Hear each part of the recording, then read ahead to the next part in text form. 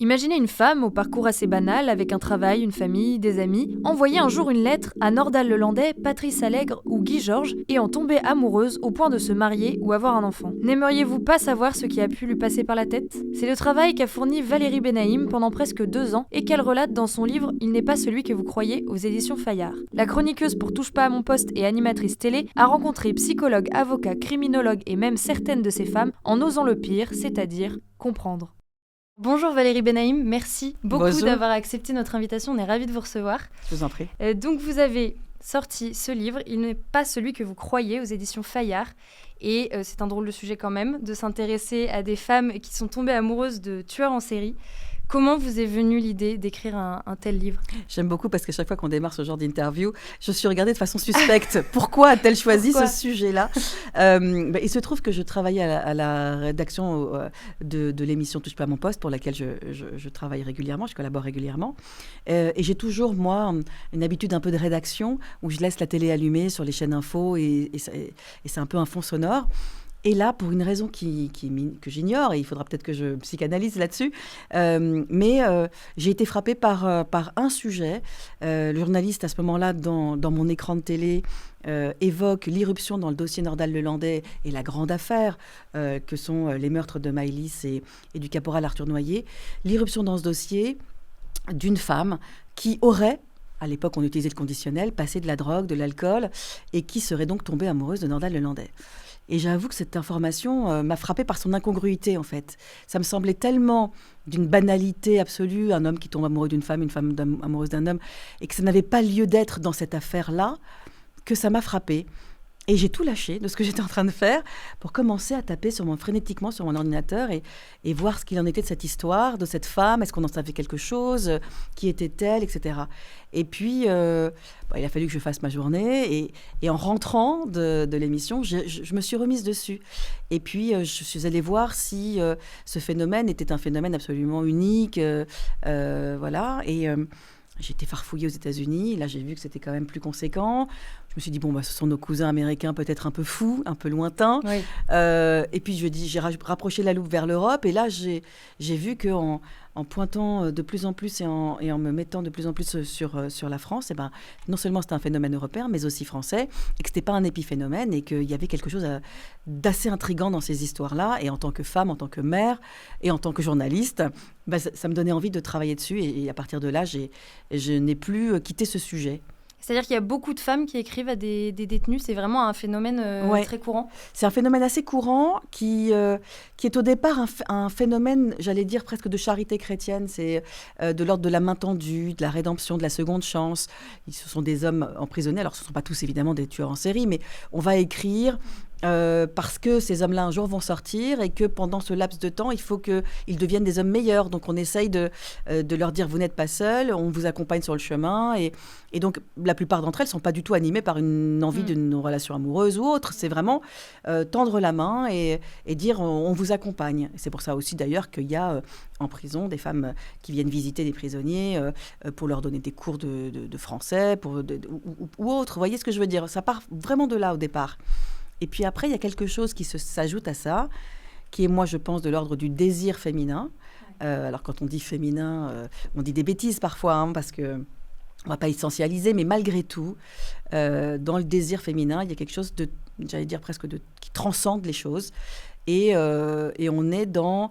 Mon désir est tellement puissant et tellement fort que je peux changer l'autre. Et que je vais changer l'autre, que je vais changer le mal en bien, le plomb en or.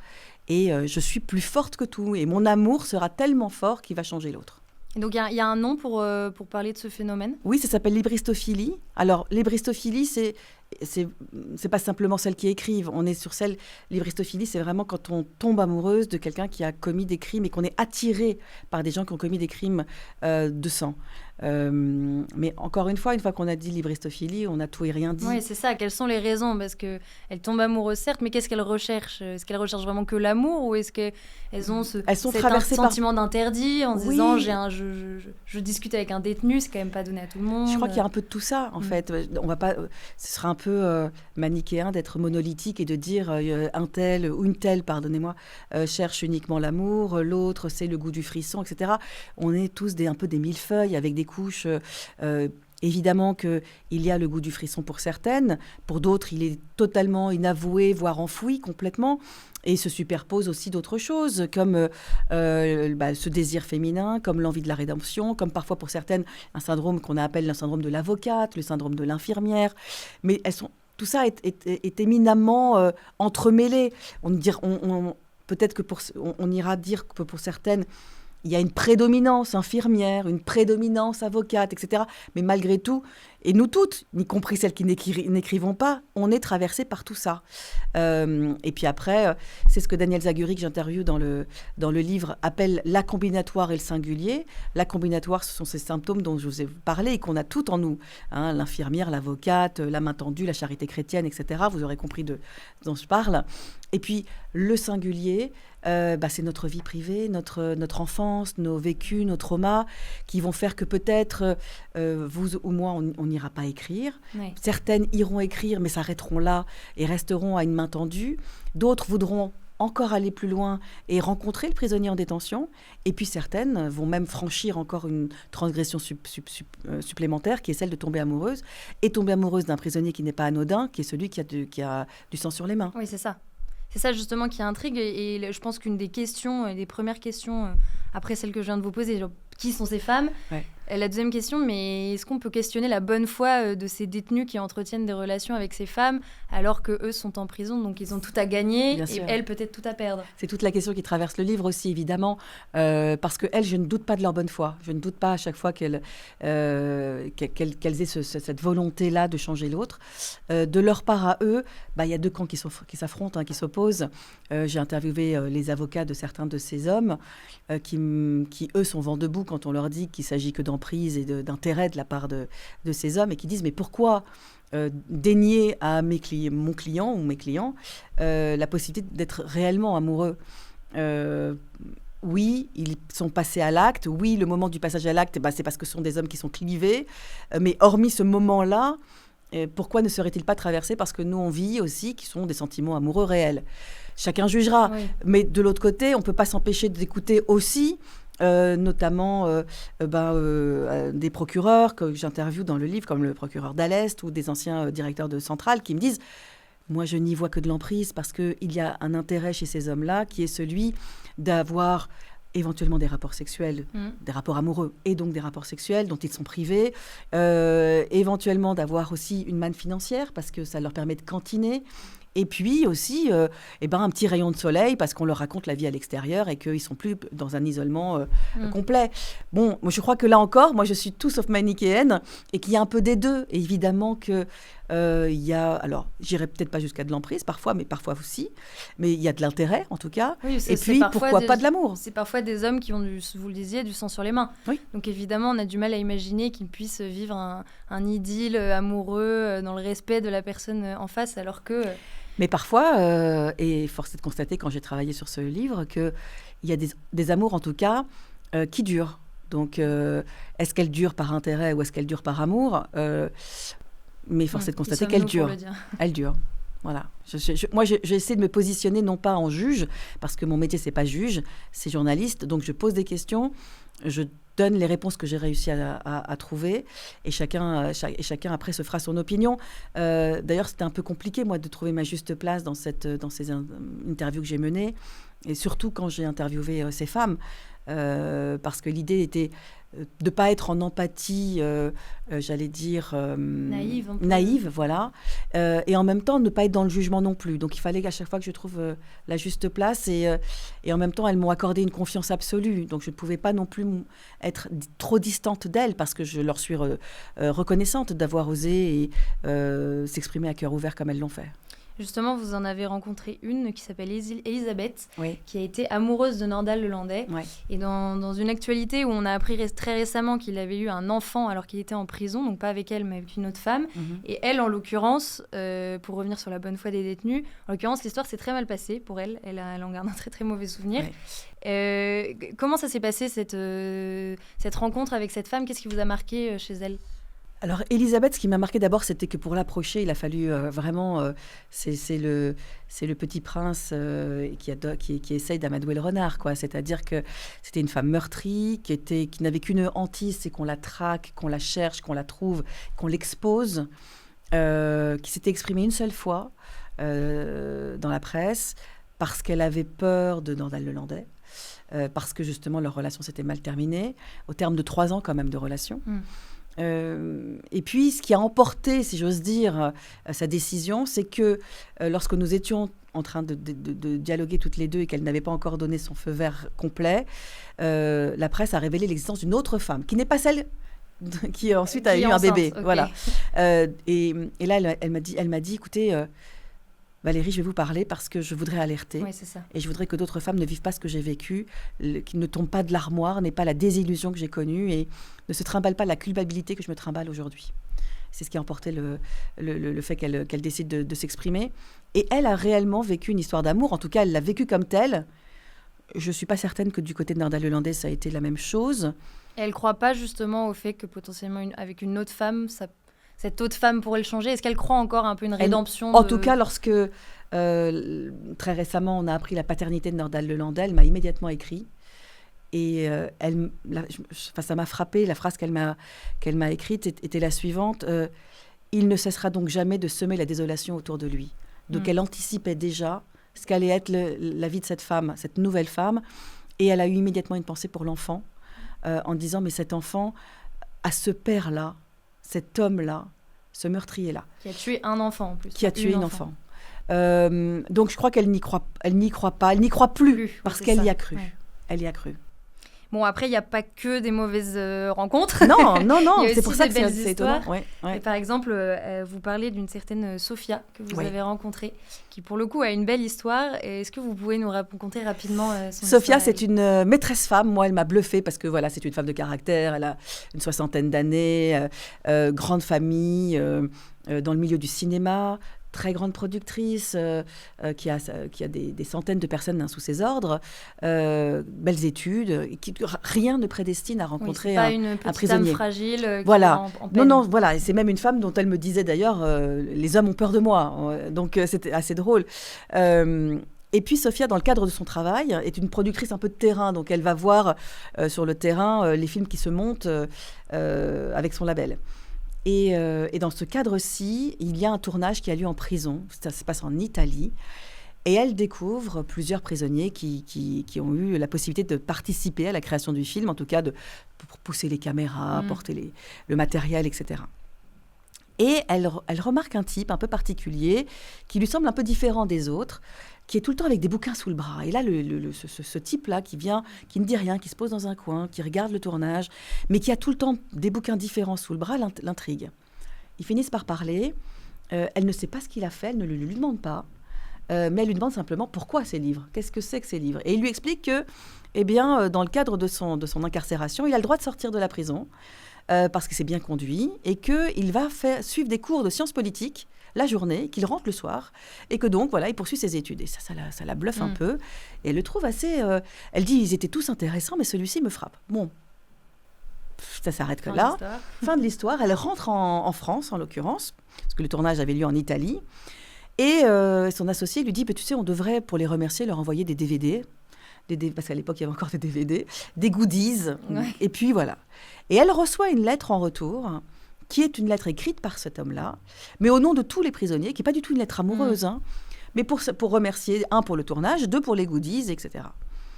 Et l'associé de Sophia lui dit, écoute, tu ne peux pas ne pas lui répondre, il faut que tu lui répondes, voilà. Elle, ça l'enquiquine. Elle dit, moi déjà, les lettres, ça m'enquiquine. Mais le tournage est fini.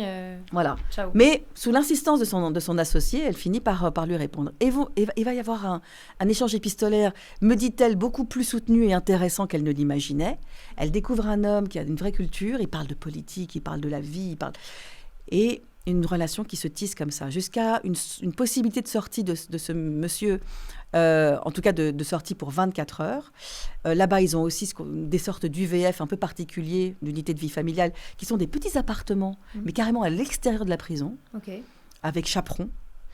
Et elle va donc le voir. Et ben, ils vont tomber amoureux réellement. Et ils ont une différence d'âge assez importante. Mais malgré tout, voilà, l'histoire va prendre tournure. Et ils vont avoir comme ça une relation amoureuse. Mais elle ne lui demande rien, il ne lui demande rien en retour. Et autour d'elle, elle n'en parle pas plus que ça parce que, d'abord, c'est une maîtresse femme et personne ne lui dit ce qu'elle a à faire. Et donc, c'est ça qui me plaît aussi chez elle. Et je lui dis, mais Sophia, tu ne lui demandes pas ce qu'il a fait ? Ouais. Elle me dit, ça ne me regarde pas. Alors moi, les bras m'en tombent. Ouais. Mais quand même, elle me dit, non, il est brillant. C'est pas l'homme avec qui je parle, celui qui visiblement a été en prison. C'est pas l'homme avec qui je parle. Elle cloisonne, en fait. Je cloisonne. Je mets à distance, ça ne me regarde pas. Finalement, au cours de leur année de relation, elle apprendra que c'était un petit gars un peu... peut-être un petit homme de main de petits gangsters et qui devait aller récupérer, braquer des comptables de boîtes de nuit, etc. Un de ces braquages tourne mal puisque le comptable de la boîte de nuit en question lui-même était armé, échange de tirs, il tue l'homme en question. Il a 19 ans à l'époque.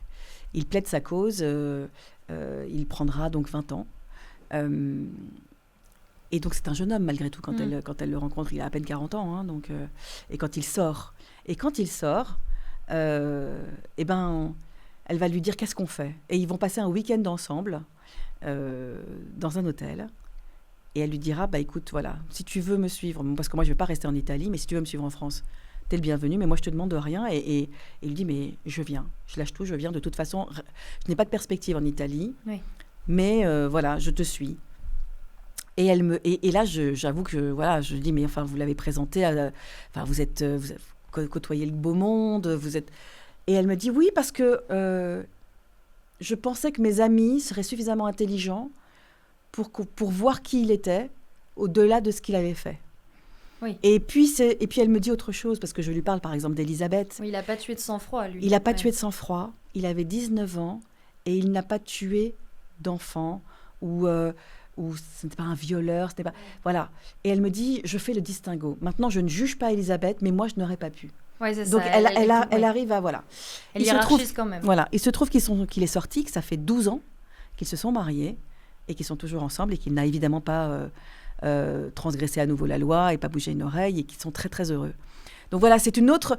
Et c'est vrai que c'était intéressant parce que ça me permettait aussi de... Moi, dans toutes ces femmes, j'ai essayé à chaque fois, et ça me déstabilisait de savoir en quoi elles étaient dissemblables de moi.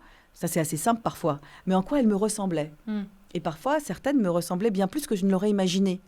Et donc, ça ouvre d'autres questionnements et d'autres interrogations. Pour revenir sur le fonctionnement à proprement parler des prisons, surtout en France, oui. Est-ce que c'est facile d'envoyer un courrier à un détenu là, si demain je veux contacter quelqu'un Oui, il suffit de savoir le numéro d'écrou. Même si vous ne le savez pas, vous envoyez à la prison. Alors, il y a deux possibilités. Soit le détenu en question, il n'a pas encore fait son procès, et auquel cas, c'est le juge qui décidera si oui ou non il a accès, parce qu'il est en détention provisoire, s'il a accès ou pas à votre courrier, soit il a été déjà jugé, et là, c'est l'administration pénitentiaire qui décidera si oui ou non il a accès à votre courrier. À partir du moment où ensuite on accepte que votre courrier, et que vous soyez sur la liste de ceux à qui il peut recevoir dont il peut recevoir le courrier, ben voilà, vous pouvez commencer une relation épistolaire. Et tous les courriers sont lus Tous les courriers sont lus, bien évidemment, par l'administration, alors plus ou moins en diagonale, et puis voilà, mais évidemment, tous les courriers sont lus. Mais on peut s'interroger. Les fuites d'informations Bien sûr, oui, évidemment. Mais on peut, oui, bien sûr, on peut s'interroger sur est-ce qu'on doit donner le courrier de personnes qui ne connaissaient pas. Enfin, en l'occurrence, il y a des enquêtes qui sont faites, pas forcément sur le courrier, mais quand la personne demande ensuite à aller en prison visiter. Quand on demande une autorisation de visite, une autorisation de parloir, là, l'administration fait une enquête sur vous pour savoir si vous pouvez ou pas. Vous évoquiez Elisabeth, elle a fait 3 demandes à l'administration avant d'obtenir enfin le sésame pour aller voir Nordal Lelandais. Elle avait été retoquée 3 fois. Donc, et pour avoir un parloir, c'est une procédure qui est plus compliquée. C'est une procédure un peu plus. On laisse moins rentrer. C'est une procédure un peu plus particulière où là, effectivement, on va d'abord s'assurer de votre équilibre, de savoir si vous allez bien, si vous n'êtes pas sous pression, si on ne vous oblige pas. Ça dépend du détenu aussi, j'imagine. Exactement. Et pour les unités de vie familiale, justement, ça, comment ça se demande? C'est au bout de combien de temps? Quelle est la procédure? Et vous parliez de petits appartements à l'extérieur. En France, à quoi ça ressemble? Alors, c'est un petit appartement là aussi, petit studio, avec une kitchenette, un salon salle à manger, une chambre. Toutes les centrales ne sont pas pourvues et toutes les prisons ne sont pas pourvues d'UVF. Il n'y en a pas dans toutes les prisons. Et après, c'est une demande qui doit être conjointe. C'est-à-dire que la personne à l'extérieur doit faire la demande et la personne prisonnière doit faire la demande. Ça, c'est une façon de s'assurer aussi qu'il n'y a pas une contrainte, une pression qui est faite de la personne à l'intérieur sur la personne à l'extérieur. Voilà. Et ensuite, vous avez accès à cette UVF. Alors, ça peut être de 24 heures jusqu'à 72 heures. Dans l'esprit du législateur, c'était essentiellement pour que les familles puissent se retrouver, notamment avec les enfants, et les époux. Lorsque j'ai écrit le livre, c'est vrai que certains de mes interlocuteurs, et notamment des directeurs de prison, estimaient que l'octroi de l'UVF, notamment à Nordal-le-Landais, avait plutôt été dévoyé et qu'eux ne comprenaient pas pourquoi il avait, par exemple, lui, été un prisonnier qui avait accès à un UVF. Et d'ailleurs, même Maître Jakubowicz, que j'interviewe dans le livre, avait été étonné d'apprendre que son client avait eu droit à l'UVF. Mais donc il y a eu une erreur, quoi, Pas forcément une erreur, c'est la discrétion de l'administration pénitentiaire qui décide de vous le donner ou pas. C'est elle seule qui choisit? C'est elle qui décide. Il n'y a pas de juge dans ce cas-là ou d'avocat? Ok, d'accord. Et c'est filmé à l'intérieur ou... C'est pas filmé. Il y a des gardiens qui passent? Il y a des gardiens qui passent. En revanche, il y a un œilleton, bien sûr, qui viennent vérifier si tout se passe bien, viennent frapper à la porte pour voir si tout se passe bien en fonction de rondes. Mais le principe est une intimité un petit peu plus préservée. Ouais. Mais dans le risque que ça puisse tourner mal aussi, en fait. C'est un risque, mais a priori, normalement non. Mais bon. Pour en revenir au parloir, dans certaines des affaires que vous traitez, on entend que justement dans les parloirs normalement, donc ce qui n'est pas l'UVF, qui est plus, en fait les parloirs c'est une sorte de salle avec des chaises et des tables. Exactement. Où plusieurs personnes. Ça dépend des configurations de prison, mais essentiellement, enfin en l'occurrence, je vois d'où vous venez parler. Oui, effectivement. Et puis il y a ce qu'on appelle des mouvements. Parfois, il y a des prisonniers qui ne doivent pas être en contact avec d'autres. Ouais. Donc, on attend que les mouvements soient finis pour faire entrer le prisonnier qui, lui, est à l'isolement, par exemple. Voilà. Donc, ça peut être des salles toutes seules, mais ça peut aussi être une grande salle avec de classe. Avec différents petits box, entre guillemets. Ouais. Voilà. Ah oui, petits box quand même. Parce que, justement, dans ces parloirs, il s'y passe beaucoup de choses. Et à savoir, par exemple, les relations sexuelles sont interdites. Et pourtant, Nordal-le-Landais aurait eu un enfant de cette manière-là. On sait, par exemple, dans le cadre... d'Elisabeth, qu'elle a réussi à faire passer de la drogue aux détenus qu'elle allait voir, donc Nordal-le-Landais, encore une fois. Et comment c'est possible que ça arrive? Est-ce que c'est parce que, forcément, sur 365 jours, il y a forcément un jour où il y a une petite inattention ou... Ce qu'il faut savoir, c'est que d'abord, c'est une micro-société, la prison, et qu'on manque énormément de personnel. Les surveillants de prison, j'interviewe d'ailleurs Wilfried Fronk, qui est un des surveillants qui accepte de me parler dans le livre, un syndicaliste formidable d'ailleurs, qui m'explique que parfois, il y a des centrales où ils sont 3 fois, 4 fois supérieurs le nombre de prisonniers à ce qu'ils devraient normalement devoir surveiller par gardien, par surveillant. Pour ce qui est des rapports sexuels dans l'enceinte de la prison, au moment des parloirs, c'est à la discrétion du gardien parfois. En fait, il faut aussi acheter une sorte de paix sociale. Oui. Donc, ça peut être parfois parce que on décide de fermer les yeux parce que le prisonnier en question s'est extrêmement bien conduit, donc on veut le récompenser. Parce que aussi, c'est son épouse, et que donc on sait que ce sont des relations conjugales, entre guillemets. Ou à l'inverse, parce que parfois on sent que la tension est très forte et que ça pourrait dégénérer, il faut calmer le bonhomme. Vous voyez ce que je veux dire? Donc voilà. Et puis il me dit, Wilfried Fronk me dit, d'ailleurs, quand on voit un prisonnier venir avec un drap sous le bras, on se doute bien que c'est parce qu'il va s'isoler au parloir. Et on décide ou pas de fermer les yeux. Ouais. Et puis, certains surveillants ne ferment pas les yeux parce que la situation ne le permet pas et parce que le détenu en question, c'est pas le moment justement de fermer les yeux sur lui.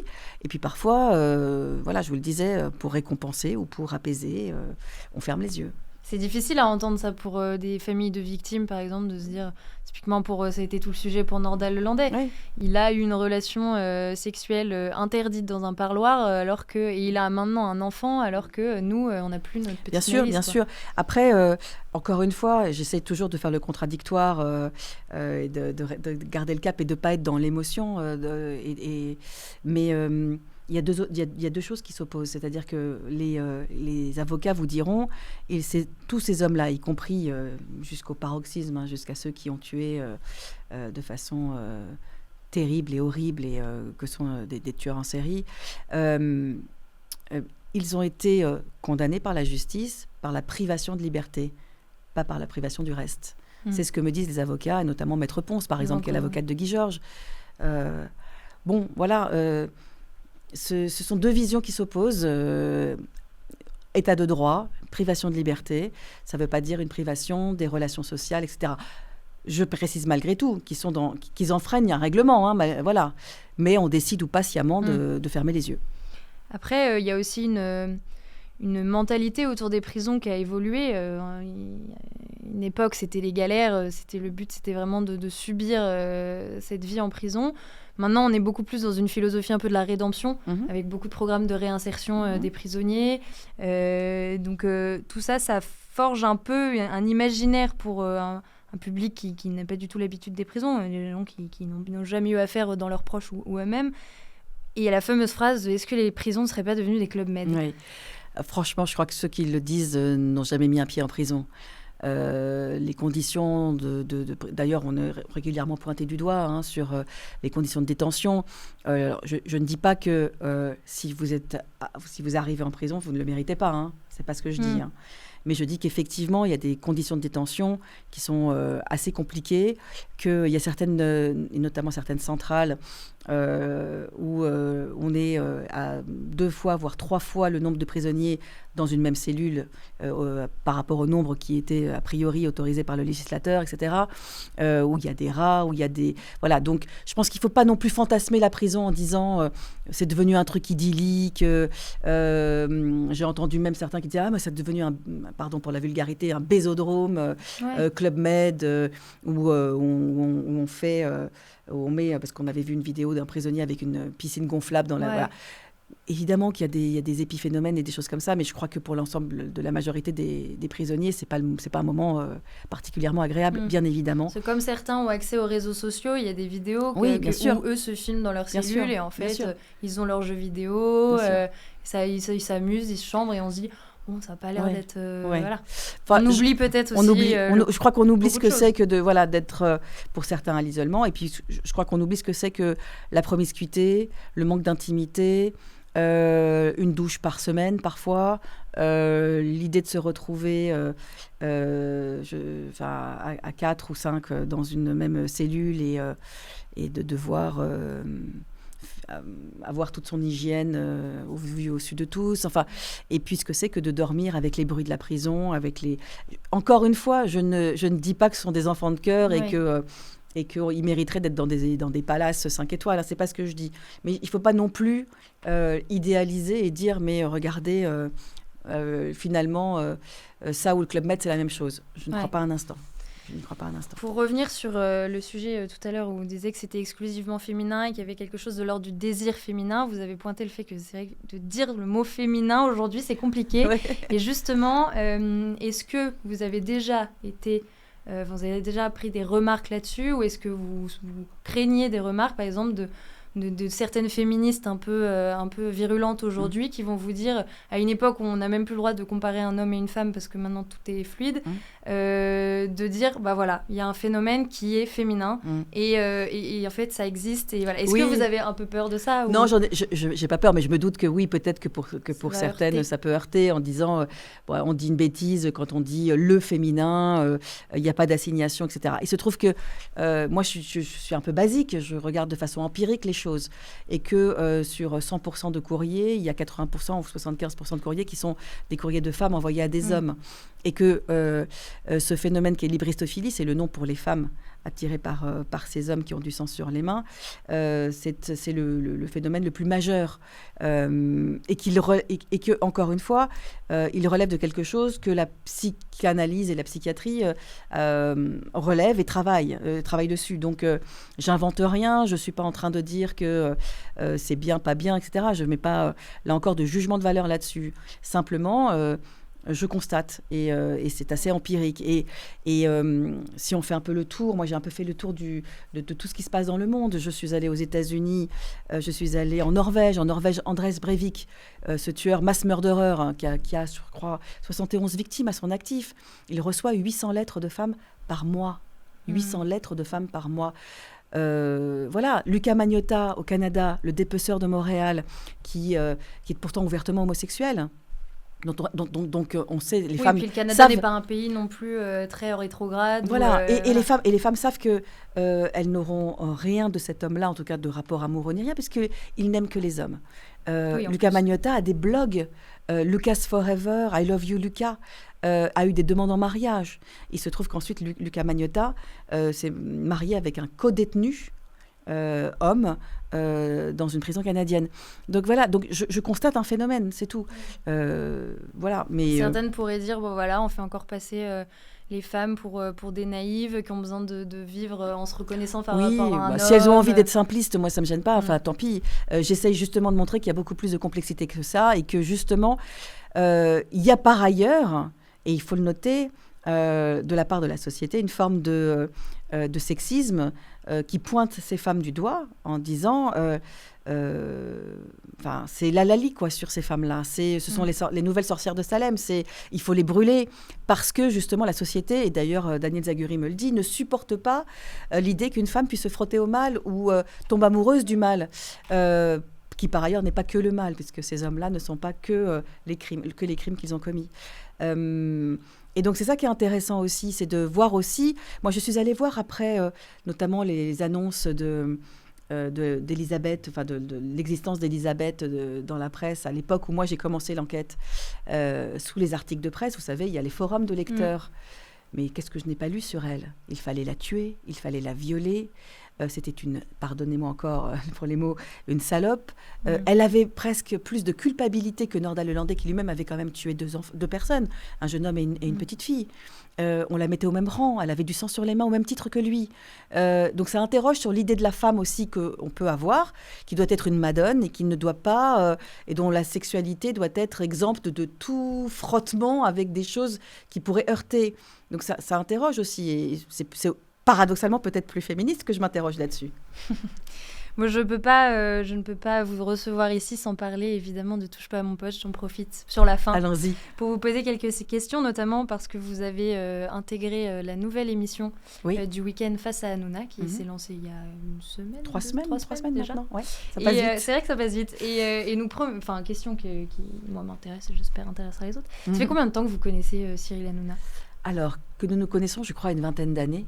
Ouais. Et que vous travaillez ensemble ? Et qu'on travaille ensemble depuis, je vais rentrer dans la 12e année. Ouais. Et ça a été, ça correspond à quoi Touche pas à mon poste dans votre carrière ? Qu'est-ce que ça a changé ça a été une vraie bascule. Parce que moi, je suis une enfant de l'école TF1, parce que ensuite, j'ai fait quelques années sur France Télévisions, et puis j'étais à un moment d'ailleurs un peu particulier dans ma carrière où j'avais quasiment abandonné l'idée de refaire de la télé. Et j'étais venue voir Cyril pour toute autre chose. J'étais au théâtre, donc vous voyez vraiment. Et il m'a dit mais viens parler de ta pièce de théâtre à la télé dans l'émission. Et c'est pendant l'émission on a retrouvé des réflexes de vieux camarades. Et il m'a dit mais ça vous dirait de venir faire chroniqueuse dans l'émission. Moi, je pensais vraiment, parce que Cyril propose très souvent ce genre de choses, donc j'ai vraiment cru à une boutade. J'ai dit, mais allez, chiche, bien sûr. Et quelle ne fut pas ma surprise quand le lendemain, j'ai son programmateur qui m'a appelé en disant, vous avez dit oui hier, est-ce que vraiment vous le souhaitez ? Je dis, écoutez, c'est pas une blague. Si c'est pas une blague, avec plaisir, je viens. J'ai commencé 1 fois par semaine, 2 fois par semaine, et puis ça va faire bientôt 12 ans. Et je dis une bascule parce que j'ai découvert un nouveau public que je n'avais pas. Et qui, moi, mon public avait un peu vieilli. avec moi. Et j'ai redécouvert un nouveau public qui a revieilli avec moi. Donc, ça a étoffé les gens qui soit me suivaient, soit m'ont découvert. Et puis, moi, ça m'a peut-être un peu décorsetée parce que j'étais peut-être une animatrice plus... qui suivait un conducteur beaucoup plus carré, plus scolaire. Et avec Cyril, on suit ses impros. Donc c'est de l'impro, rentre, ouais, voilà, on suit. Alors, pas à 100% parce qu'on a un conducteur et une équipe qui travaille vraiment d'arrache-pied. Et on a tous vraiment tout. Mais il faut être prêt à toutes voilà, tout ce qui peut se produire. Et pour le coup, moi, ça me fait infiniment plaisir parce que ça m'oblige à rester connecté avec l'air du temps, à rester connecté avec ce qui se passe dans notre société. Parce qu'il a pu lire un truc 2 secondes avant l'antenne. Il faut que nous, on soit au courant. Et il nous le balance à l'antenne. Et il faut qu'on ait quand même, nous, des biscuits. Et donc, moi qui suis papivore, qui lit la presse, qui adore ça, etc., et donc, parce que je suis et resterai à vie jusqu'à la fin journaliste dans le cœur et dans l'âme, c'est formidable parce que ça m'oblige à rester jeune et à rester à l'affût de tout ce qui se passe dans notre société. Vous attendiez au succès de cette émission ?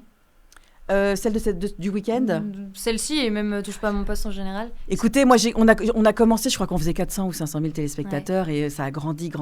On était nous-mêmes surpris, les premiers surpris et enthousiastes et joyeux. Et c'est une aventure incroyable. Ouais. C'est une aventure à la fois humaine et professionnelle, moi, qui est incroyable. J'ai vécu d'autres aventures professionnelles, mais celle-ci, elle est dingue parce que je trouve d'abord que, sans flagornerie aucune, il y a une petite révolution de cette émission a révolutionné une façon de faire la télé. Ouais.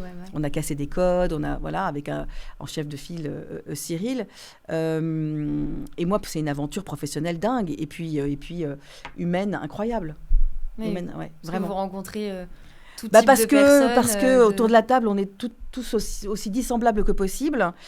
Mais en même temps, on a un point commun qui est l'amour de la télé, l'amour de la société, d'essayer de comprendre les choses, en même temps de s'amuser. On est des gamins entre 40 et 50 ans. Voilà, et puis je crois qu'on fait des choses sérieusement sans se prendre au sérieux. Et puis on fait corps, il y a un esprit de troupe. C'est ça, à force, depuis le temps, vous connaissez suffisamment bien pour pouvoir vous amuser. Quoi. C'est ça. C'est sympa. Et sur la dernière émission, donc Face à Hanouna, il y a eu polémique, entre guillemets, disant que le plateau était trop à droite. Est-ce que ça vous arrive souvent qu'on vous reproche ce genre de choses Qu'est-ce que vous répondez à ça ? On est une émission particulièrement scrutée, donc on aime bien en ce moment nous taper dessus, trouver tout et n'importe quoi. Moi, ce qui me chagrine, c'est l'hémiplégie de ceux qui viennent nous critiquer parce qu'ils vont citer un ou deux noms et ils vont omettre de citer les autres. Quand on vient m'opposer, je ne sais pas moi, sur l'émission du week-end, Juliette Briens ou Baya Carla, on oublie de citer Rost et Gilles Verdez. Donc cette hémiplégie, moi, me laisse pantoise. Et puis moi, qui, je crois, n'ai jamais dit où je me situais. Donc c'est assez désolant. Et par ailleurs, en ce moment, il y a quelque chose qui me chagrine, c'est que j'ai l'impression qu'on prend les téléspectateurs pour des enfants, qu'on les infantilise et qu'on leur dit voilà ce qu'il faut regarder, comment le regarder.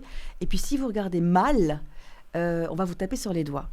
Et ça me chagrine. Et par ailleurs aussi, je suis absolument désolée du manque de confraternité de ma profession, les journalistes.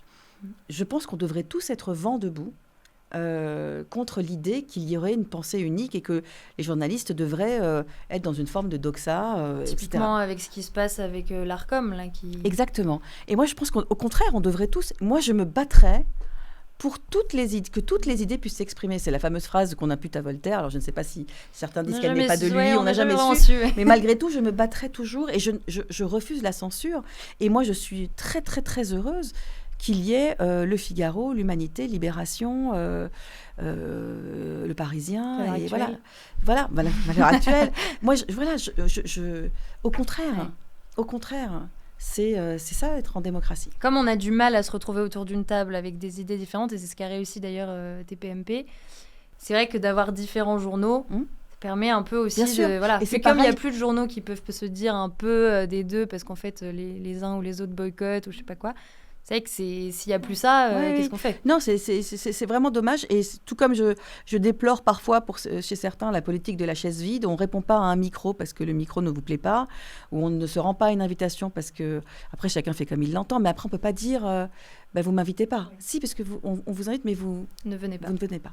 Donc voilà, j'avoue ne pas comprendre en fait. Et ça me peine. C'est même pas un truc de. C'est que ça me peine parce que moi, j'aime la France plurielle.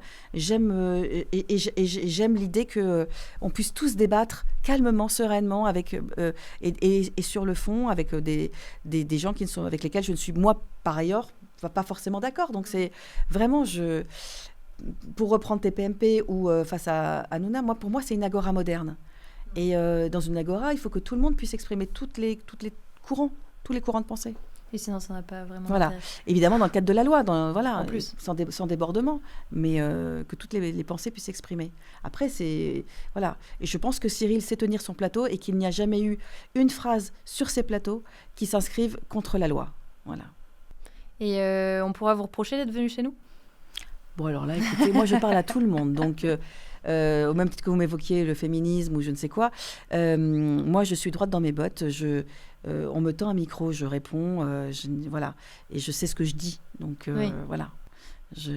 Encore une fois, moi, je veux pouvoir dialoguer avec tous. Si demain matin, je ne sais pas quel autre média qui serait à l'opposé du vôtre, l'Humanité m'invite, je viendrai avec plaisir. Si Libération m'invite, je viendrai avec plaisir. Si le Figaro m'invite, je viens avec plaisir. Je veux pouvoir parler à tout le monde, surtout sur ce sujet-là, qui est un sujet qui est transpartisan, qui est un sujet qui nous concerne, nous, les citoyens français. Eh bien, je vous remercie d'avoir répondu à nos questions. C'était un plaisir de vous recevoir. Merci à vous.